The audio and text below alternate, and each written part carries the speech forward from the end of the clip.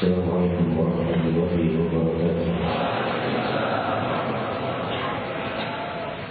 Hamdan li rabbil mufassala bi Muhammadin wa aqtadana min zulmatil jahli wal layali.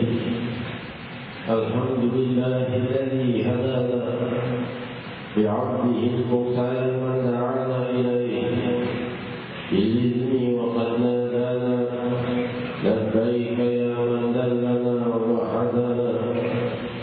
Sallallahu wa sallam wa baraka alaihi wa ala alihi. Alhamdulillahi alladhi jama'ana fi hadha al-majma' al-karim fi hadha ash-shahr al-karim في هذه المناسبة العظيمة الكريمة الطيبة من تحدث حضرة الله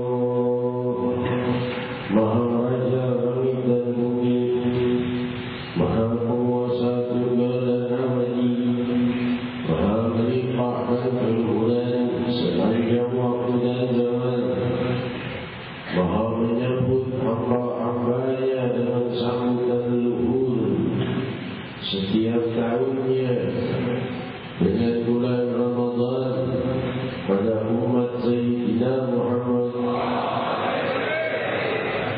Selamat datang para tamu Ramadan. Kudan kalian adalah tamu Ramadan, tamu sang pemilik Ramadan, Allah Subhanahu wa ta'ala yang menjadikan Ramadan sebagai anugerah yang mengunjungi kita setiap tahunnya. Anugerah cinta Allah, anugerah rahmat Allah, anugerah kasih sayang Allah, anugerah kelembutan Allah, panggilan keluhuran pada aku dan kalian dan segenap hamba-hambanya untuk mencapai kebahagiaan dunia dan akhirat.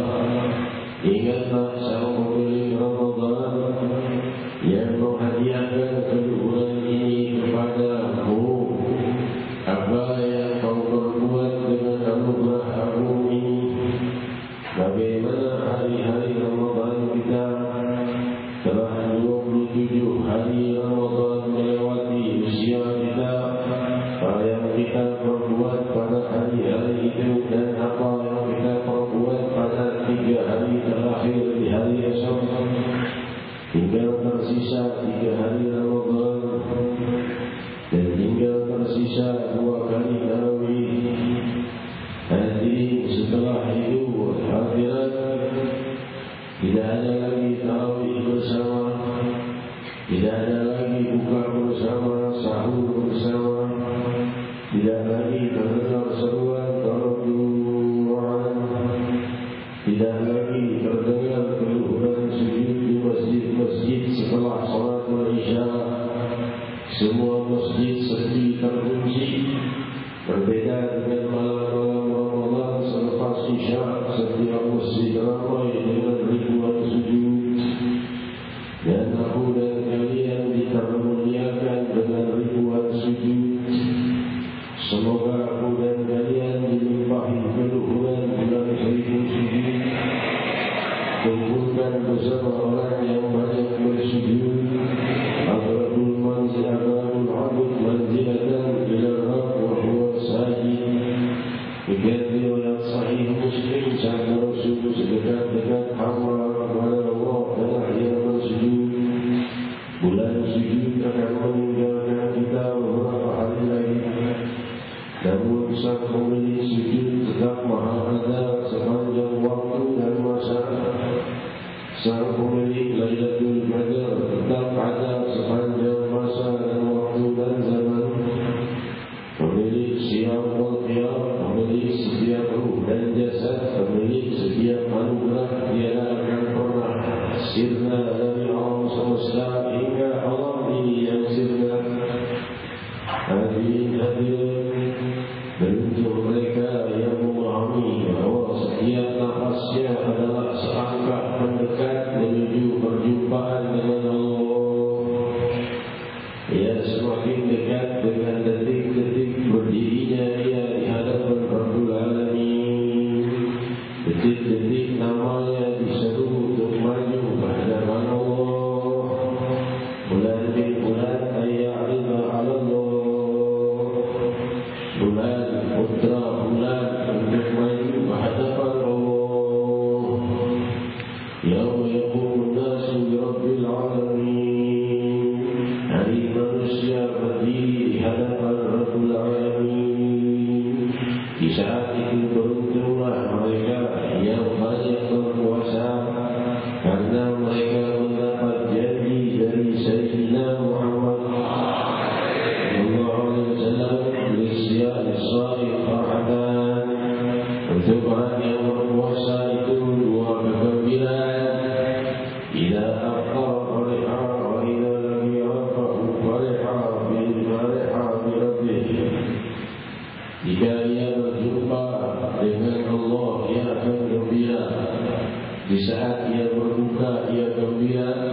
Dan saat jumpa dengan Allah, ia pun akan gembira. Siapa yang lebih beruntung dari semua yang pernah hidup di muka bumi, melebihi orang yang gembira saat berjumpa dengan Allah. Itulah puncak keberuntungan, itulah puncak kemuliaan, itulah puncak keberhasilan, itulah akhir dari segala keluhuran dan awal dari segala kenikmatan yang kekal. Hal itu akan sampai kepadaku dan kalian, mahkamah akbar yang tidak ada penyelewengan dan penyimpangan, mahkamah kejujuran menghadap Sang Maha Penciptaku dan kalian, Sang Maha Pencipta alam semesta, yang meminjamkan setiap nafasnya kepadaku dan kalian, dan berdaya pada hamba-hambanya.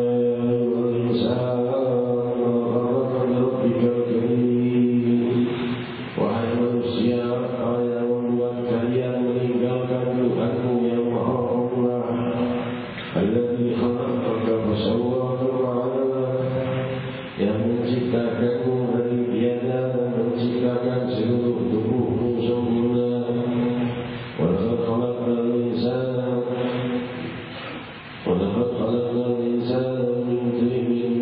Allah Subhanahu wa ta'ala menciptakan manusia ini dari tanah. Lantas Allah Subhanahu wa ta'ala menjadikannya dari setetes air mani. Hadirin hadirat, lalu Allah Subhanahu wa ta'ala menciptakannya menjadi segumpal darah, lalu segumpal daging. Lantas kami jadikan setelah daging itu menjadi tulang.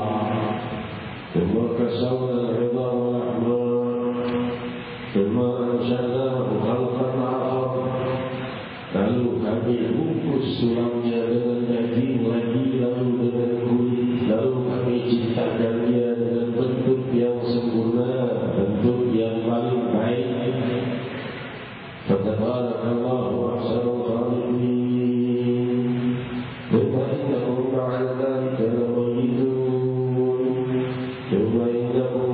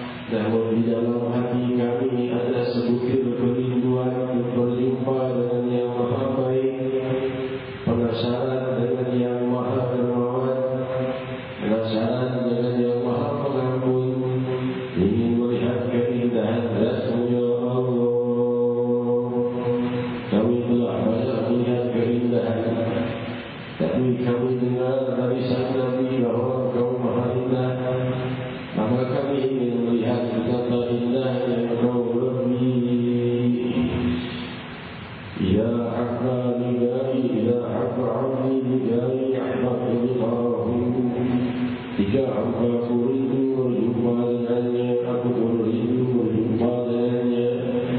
Lewati detik-detik hari-harimu dengan kerinduan kepada Tuhanmu Allah.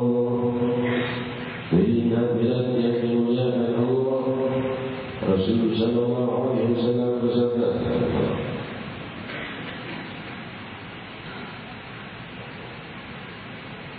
Rasul sallallahu alaihi wasallam bersabda, "Tahaqqaq lailatul qadr bis-sab'il awakhir." Sabda Rasulullah sallallahu alaihi wasallam, "Tahulah malam lailatul qadr di 7 malam yang terakhir." Malam ini salah satu dari 7 malam yang terakhir. Demikian riwayat Sahih Bukhari.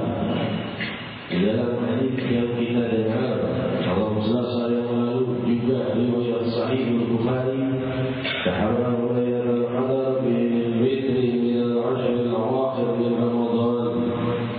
Temui Lailatul Qadar di 10 malam terakhir ganjil di bulan Ramadan. Namun riwayat lainnya juga di dalam Sahih Bukhari, temuilah malam Lailatul Qadar itu di 7 malam terakhir tanpa menyebut ganjil. Menunjukkan Lailatul Qadar itu bisa di malam ganjil, bisa di malam genap, bisa datang 1 kali atau lebih dari 1 kali, bisa 2 kali, bisa dengan kehendak Allah Subhanahu wa taala. Barangkali malam ini malam Lailatul Qadar, malam ini malam Lailatul Qadar. Wahai sang pemilik Lailatul Qadar, kami meminta setiap malam kami adalah Lailatul Qadar. Jika malam ini bukan Lailatul Qadar, kami minta malam ini kau jadikan untuk kami malam Lailatul Qadar. Esok hingga kami wafat selalu dalam kemuliaan malam Lailatul Qadar. Wahai sang pemilik Lailatul Qadar, ya Allah, jadikan setiap malam kami ibadah kami lebih luhur dari 1000 bulan. Wamadzalika indaka bi'aziz. Hal itu tidak mustahil di hadapanmu, wahai Allah. Ya Allah, ya Rahman. Hadirin-hadirat yang dimuliakan Allah, akan datang detik-detik kematian pada bulan kalian. Diriwayatkan di dalam Sahih Bukhari, jika seorang itu telah wafat dan diusung jenazahnya menuju kubur, maka ruh orang-orang yang beriman, jika ia beriman, ruhnya berseru, "Qadimuni, qadimuni." Cepat-cepat bawa aku ke makamku, percepat aku makamkan. Karena ia akan bertemu dengan Sayyidina Muhammad. Namun jika ia orang yang munafik dan banyak berbuat dosa, ia berkata kepada Rasul, "Ya wailaha,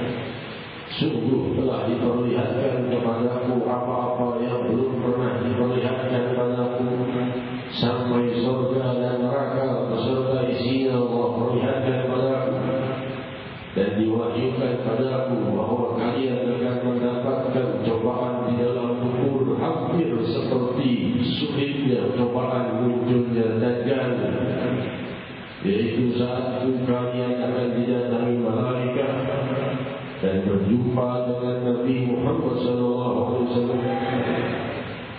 Lalu ditanyakan kepada kalian, ma ilmuka bi hadzal rajul?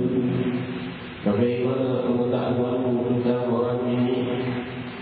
Jika dia orang yang beriman dan banyak beribadah, maka dia menjawab, huwa Muhammadur Rasulullah, ja'ana bil huda wal bayyinat wattaba'na wa qadayna. Dia adalah Muhammad Rasulullah, datang kepada kami membawa hidayah dan petunjuk, dan kami mengikutinya dan kami memeluknya. Huwa Muhammad, huwa Muhammad, huwa Muhammad. Demikian Rasul mengucapkannya sampai mengulangnya 3 kali. Orang itu akan menyebut dan sangat mengenal Nabi Muhammad sallallahu alaihi wasallam. Huwa Muhammad, huwa Muhammad, huwa Muhammad. Maka berkatalah malaikat min salihan, ta'arafna innaka muqinnan lahu. Istirahatlah wahai orang yang beriman, kami sudah tahu kau orang yang taat kepada Nabi Muhammad. Maka jika ia orang munafik, maka ia pun dijumpakan dengan sang Nabi dan ditanya, ma ilmuka bi hadzal rajul? Bagaimana pengetahuanmu tentang pria ini? Maka orang munafik atau orang yang banyak dosa dan ragu imannya berkata, la adri, aku tidak kenal dengan dia siapa.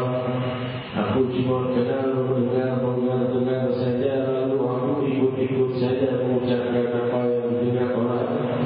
Aku tidak kenal siapa Nabi. Demikian keadaan setiap ruh saat wafat dijumpakan oleh Allah dengan Sayyidina Muhammad. Beruntung orang yang bisa wafatnya berkata, huwa Muhammadur Rasulullah, ja'ana bil bayyinati wal huda wattaba'na wa qadayna. Huwa Muhammad, huwa Muhammad, huwa Muhammad. Ya Muhammad Rasulullah. Walaupun hidupnya tidak jumpa dengan Rasul, barangkali kalau orang yang sangat rindu dengan Rasul, sebelum ditanya oleh malaikat, Rasul yang berkata, dia umatku, dia umatku, dia umatku. Kata apa? Karena Rasul telah menentukannya. Rasul telah bersabda dengan Sahih Muslim, beliau rindu kepada saudara-saudara beliau, hum ya'ishuna ba'di, mereka yang hidup setelah aku wafat. Walakin yawaddu minhum, yawaddu ahluhum wada'ani di ahlihi umat. Mereka sangat ingin berjumpa denganku lebih daripada harta dan keluarganya. Hadirat zaman sekarang, orang-orang yang hadir maulid Nabi sallallahu alaihi wasallam inilah tidak jumpa dengan Rasul pun mereka berdatangan ke maulidnya Nabi. Padahal tidak jumpa dengan Rasul, padahal tidak lihat Rasul, tapi mereka tetap hadir. Apalagi kalau Rasulnya ada. Hadirin bagaimana tidak dirindukan. Semoga aku dan kalian di dalam kerinduan Sayyidina Muhammad hingga saat jenazah kita masuk yang menyambut Muhammad Rasulullah SAW dengan kerinduannya. Air mata yang mengalir aku merindukan orang-orang yang ingin melihatku. Mereka hidup setelah aku wafat, mereka mengikuti tuntunanku. Hadirin yang dimuliakan Allah. Demikian keadaan para ahbab Rasulullah, para pecinta Rasul sallallahu alaihi wasallam, wafat mereka adalah merindu kepada Sayyidina Muhammad. Dalam riwayat yang tinggal ketika Sayyidina Bilal bin Rabah radhiyallahu anhu di dalam sakaratul maut, maka ia terengah-engah dan ia terlihat menahan sesuatu. Maka berkata istrinya, wah Allah, betapa beratnya sakaratul maut yang Bilal. Bilal berkata, la bal wa tarafa alga Muhammadin wa hisbah.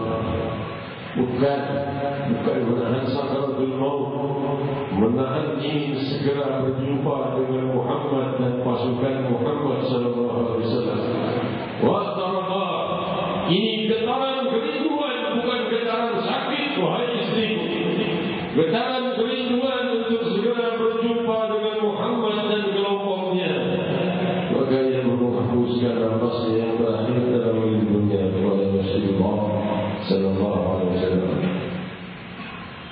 sendiri Nabi kita Muhammad SAW saat wafat, ucapannya Allahumma syaddid alayya awadi wa khafif ala ummati. Wahai Allah, tambahkan sakitnya sakaratul maut padaku dan ringankan untuk umatku. Hingga beliau menahan pedihnya sakaratul maut. Tidak satu pun umatnya wafat menahan sakaratul maut kecuali sudah teringankan dan terambil pedihnya sebagian oleh Nabi Muhammad SAW. Hingga dan Jibril alaihissalam wanita wajah tidak mau melihat wajah Nabi, berkata Rasulullah, wahai Jibril, kenapa kau buang wafat dariku? Kenapa kau melarikan wajahmu dariku? Kau tidak ingin melihat aku? Jibril berkata, aku tidak tahan melihat kau kesakitan, wahai Rasul. Rasul sallallahu alaihi wasallam bersabda diriwayatkan dalam Sahih Bukhari, inna fi sakaratil maut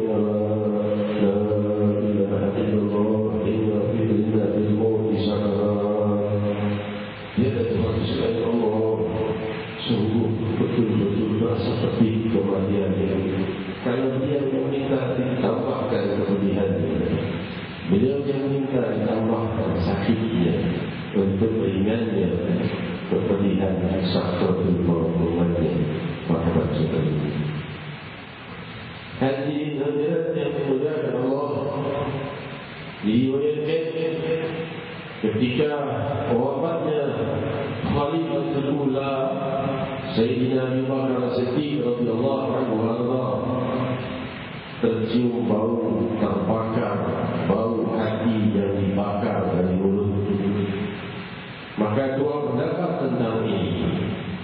Berkata sebagian pendapat mengatakan itu adalah sebab racun yang dia makan saat dia mendahului makanan Rasul, karena semua makanan Rasul didahului oleh Abu Bakar As-Siddiq radhiyallahu anhu. Maksudnya beracun atau tidak? Kalau beracun dia dulu yang mana yang dia wafat, jangan Rasul sallallahu alaihi wasallam. Suatu hari terkena beliau makan demikian, lalu Rasul sudah masuk ke mulutnya, lalu Rasul berkata, makanan ini berkata bahawa ini diracuni dan jangan makan. Namun Abu Bakar As-Siddiq sudah masuk ke dalam mulutnya untuk mencoba lebih dulu, dan jangan Rasul makan lebih dulu, nanti ada racunnya. Maka itu sebab terbakarnya jantung beliau radhiyallahu anhu. Namun riwayat lain mengatakan terbakarnya itu adalah karena menahan rindu berjumpa dengan Sayyidina Muhammad. Terbukti setiap malam berkata putrinya Sayyidatina Aisyah Ummul Mukminin radhiyallahu anha, tiap malam Sayyidina Muhammad selesai tahajud itu terdengar suara seperti air mendidih dari tenggorokannya, menahan tangis rindu berjumpa dengan Rasulullah SAW. Yang pertama kali menyusul beliau adalah putri beliau Sayyidatina Fatimah Zahra radhiyallahu anha berdoa. Jika Rasulullah SAW memanggilnya, wahai Fatimah, aku mohon izin padamu untuk mengangkat. Maka menangislah Fatimah Zahra radhiyallahu anha, walakin anta awwal ahbab al-ayyi, kaulah kekasihku yang pertama kali akan menyusulku oleh Fatimah.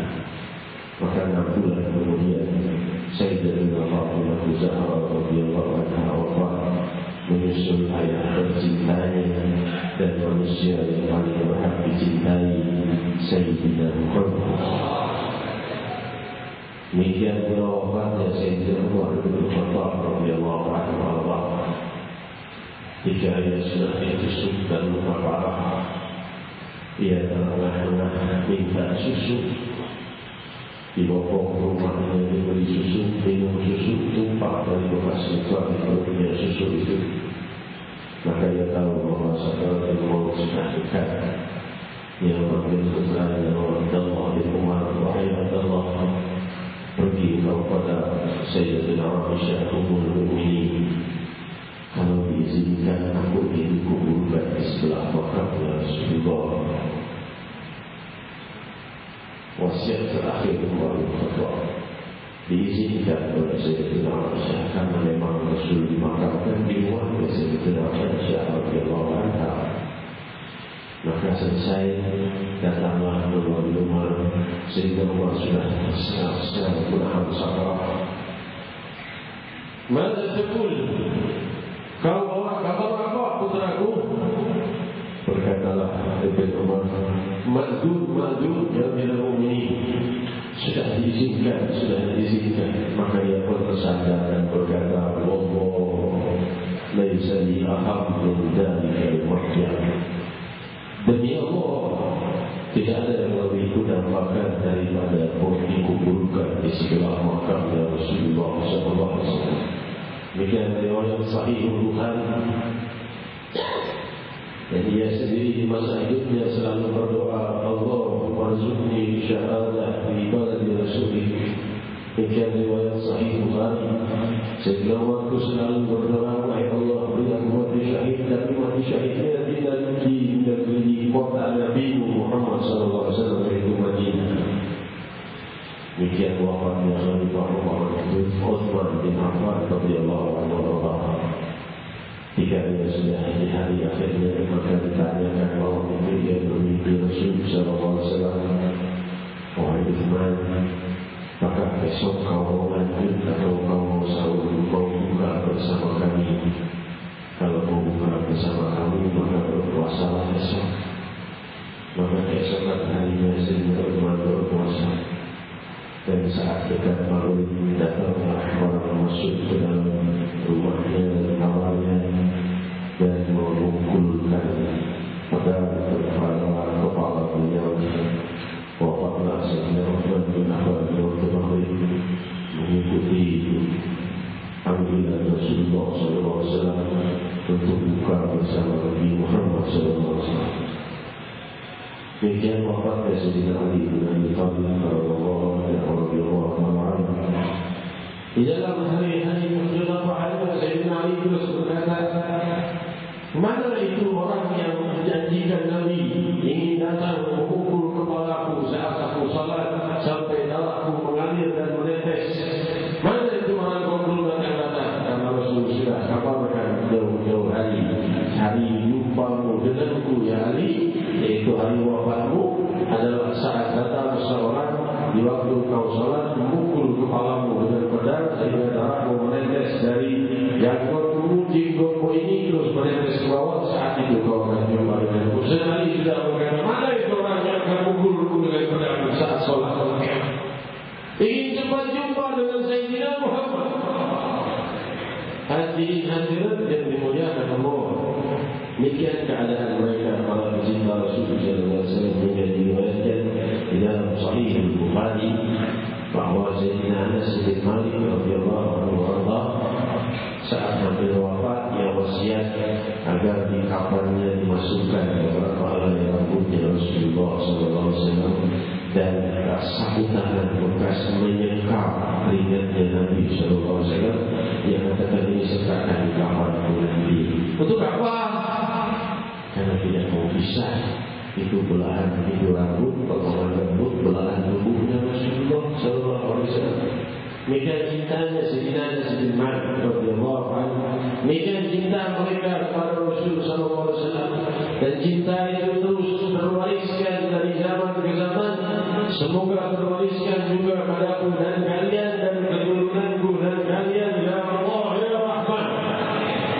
Hadirin hadirat yang dimuliakan Allah, orang yang paling indah budi pekertinya Nabi Muhammad sallallahu alaihi wasallam diriwayatkan dalam Sahih Bukhari ketika beliau sallallahu alaihi wasallam diundang oleh seorang budak Afrika, wanita budak Afrika bernama Barirah radhiyallahu anha. Barirah ini tidak pernah berani mengundang Rasul, tapi pengen mengundang Rasul tapi tidak berani karena tidak bisa menyambut Rasul dengan hidangan yang semestinya. Orang fuqara tidak punya apa-apa, budak lagi.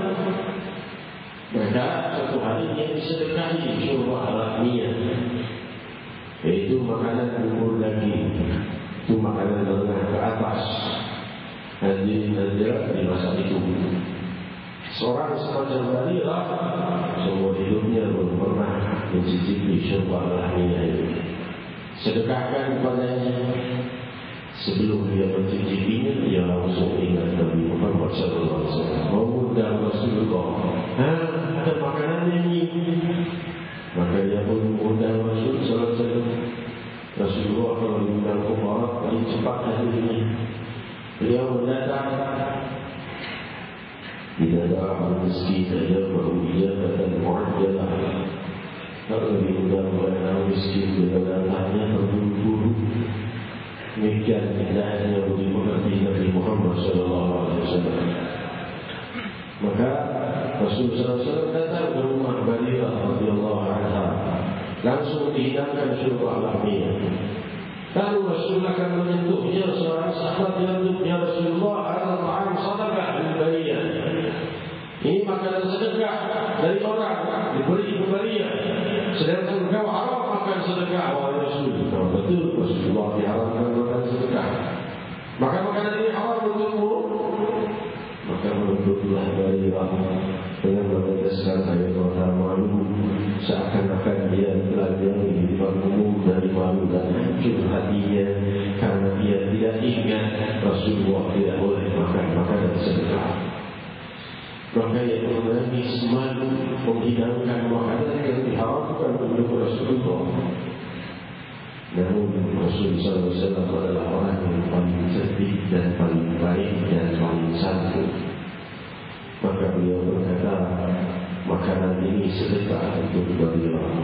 Sudah milik Barira dan Barira tidak menyedekahkannya padaku, tapi memberikan padaku sebagai hadiah, maka aku boleh memakannya. Dan Rasul mengambilnya, tersenyum cerahlah wajah Barira radhiyallahu anha. Ibadahnya dimengerti Sayyidina Muhammad.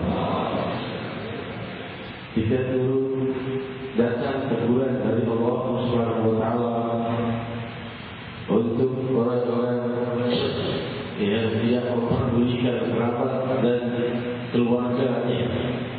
Orang-orang yang mampu tidak peduli kepada kerabat dan keluarganya. Para sahabat sudah berkata kepada Rasulullah, Rasulullah Al-Ansari radhiyallahu anhu itu orang kaya, paling kaya di kaum Ansar, tapi banyak kerabatnya tidak diperhatikan. Rasul dia waktu tepat sampai turun ayat lan tanalul birra hatta tunfiqu mimma tuhibbun. Belum kalian menerima kebaikan keluhuran yang sempurna sampai kalian beri infakkan apa yang kalian paling cintai kepada Allah. Maka ketika ayat ini turun datanglah Allah Al-Ansari, ya Rasulullah punya kebun Bayruha. Ini harta yang paling dicintai. Kebun semacam perkebunan besar, semacam tempat tamasya. Ada danau di dekat Masjid Nabawi. Rasul sering hadir di situ, istirahat di situ, berteduh di situ, pohon-pohonnya, ada danaunya, airnya indah, sejuk tempatnya. Ini kebun Bayruha, wahai Rasul, sudah diinfakkan untuk Allah Subhanahu wa taala, karena ini adalah harta yang paling dicintai. Rasul berkata, mana rakyat ini Bayruha ini luar biasa, harta yang sangat mahal, wahai Abu Talha. Iya wahai Rasul, karena sudah turun ayat, belum akan sempurna kalian mendapat kemuliaan sebelum kalian infakkan apa yang paling kalian cintai. Lan tanalul birra hatta tunfiqu mimma tuhibbun. Ini yang paling dicintai harta bukan Bayruha. Rasul tahu bahwa ini ada lupa dengan kerabatnya yang tidak mampu berharga kaya. Maka Rasul berkata, terima ini wahai Bayruha untuk Allah Subhanahu wa taala, untuk sedekah karena Allah Subhanahu wa taala. Bisa bantu aku untuk membagikannya kepada orang-orang yang tidak mampu, wahai Bayruha. Siap wahai Rasul, aku akan menyampaikan pada orang yang akan kau tunjuk. Kerabatmu yang kedua adalah Nanislah Abu Talha Al-Ansari. Ya Rasulullah, kau lebih memperhatikan saudara-saudaraku daripada aku kepada saudaraku sendiri. Demikian indahnya bagi pekerti Sayyidina Muhammad sallallahu alaihi wasallam. Hadirin yang dimuliakan Allah, dan ayat saya terakhir di malam ini Rasulullah sallallahu alaihi wasallam riwayat sahih Muslim, man sama Ramadan wattaba'a sittah min Syawal falahu thawab shaum dahr. Barang siapa yang puasa Ramadan lalu ia mengikutinya dengan puasa 6 hari di bulan Syawal, maka baginya puasa sepanjang tahun penuh pahala, seperti orang puasa setahun penuh kalau melakukan puasa Ramadan lalu puasa sunnah 6 hari di bulan Syawal. Diriwayatkan oleh Imam Nawawi dalam syarah Nawawi al-Sahih Muslim, beliau menjelaskan bahawa tidak dimestikan untuk berturut-turut. Ini bukan tanggal 1 Syawal. 1 Syawal Idul Fitri Arab berpuasa pada hari itu. Jadi kalau kita di Mahlamud mulai tanggal 2 ada puasa Syawal. Tapi kita barangkali di sini bisa disesuaikan dengan sikon kita. Kalau masih hari-hari lebaran saling jauh-jauh, tidak enak kita berpuasa nih. Oleh hari lain berkata Imam Nawawi, tidak harus berturut-turut dan tidak harus di awal. Mau di tengah, mau di akhir, yang penting di bulan Syawal.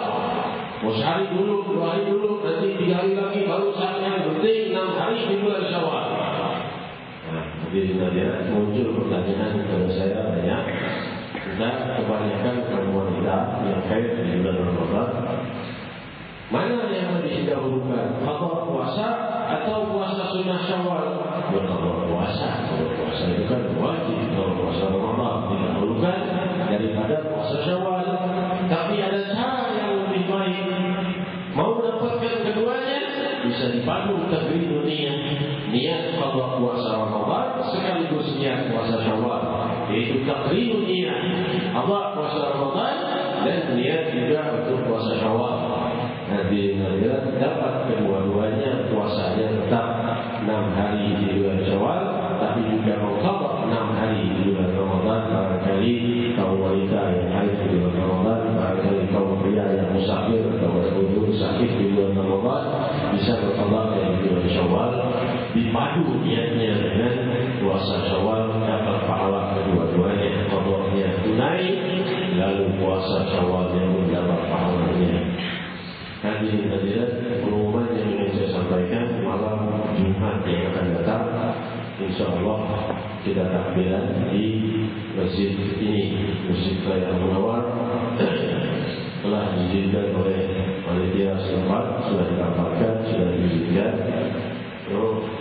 Takbiran dimulai jam 21.00. Yang akan hadir, kalau bisa hadir. Kalau yang pulang kampung, semoga selamat dalam keberangkatan dan ya, ada di Jakarta mau takbiran di tempatnya saja, silakan. Mau takbiran di sini, tafadhol. Saya insyaallah hadir di sini. Majelis Rasulullah SAW mengadakan takbiran di sini pada malam Jumat ini, tapi masih menanti pengumuman dari Departemen Agama. Kita mengikuti pemerintah sebagaimana instruksi guru mulia kita untuk mengikuti apa-apa yang dijalankan oleh pemerintahan setempat di negaranya masing-masing. Mengikuti Ramadan itu penganggarannya, dan akhir Ramadan mengikuti pemerintah setempat dan agama umatnya. Kalau perubahan, ya kita berubah. Kita di sini tempatnya. Terus kalau malam Kamis, tanggal Jumat, tapi tanggal tampaknya tidak berubah lagi malam Jumat. Hadirin yang dimuliakan Allah, kita bermunajat kepada Allah Subhanahu wa taala. Semoga Allah Subhanahu wa taala melimpahkan rahmat dan keluhuran kepada kita.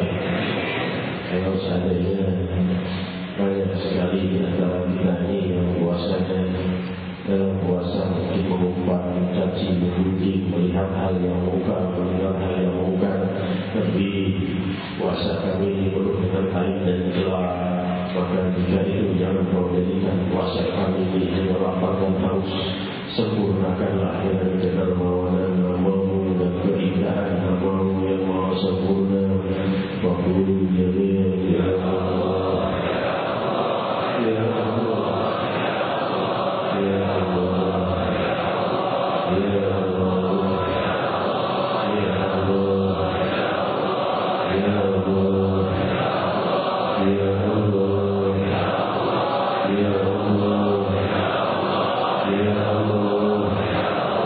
Ya Allah.